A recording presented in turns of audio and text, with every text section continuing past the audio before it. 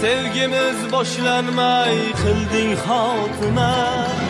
Yar hamon begumon go'zal o'shasan, bitmagan bu dardimga dardni qo'shasan.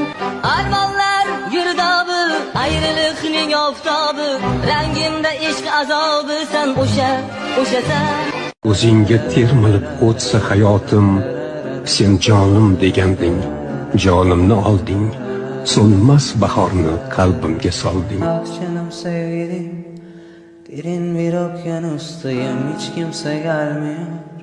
Bırak beni konuşayım en azından bugün de sonbahardayım. Soracak olursan ben şimdi uzaklardayım. Ah canım sevgilim, derin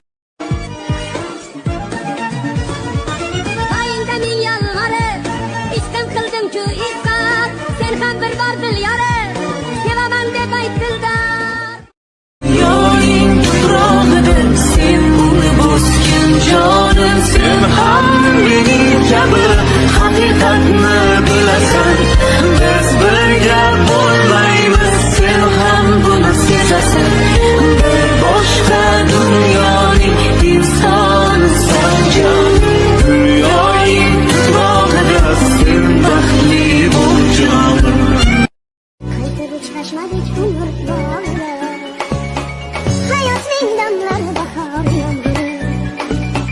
Uçraşma ayrılma insan hayrı, Mıhtır ko'chasining yo'qdir oxiri. Bizlar bir ko'rishib yoshlik chog'ida, qaytib uchrashmadik umr bog'ida. Men sarson chiroylisan hammadan, aytgin sen menga qachon sevaman deb aytasan, sevaman deb aytasan.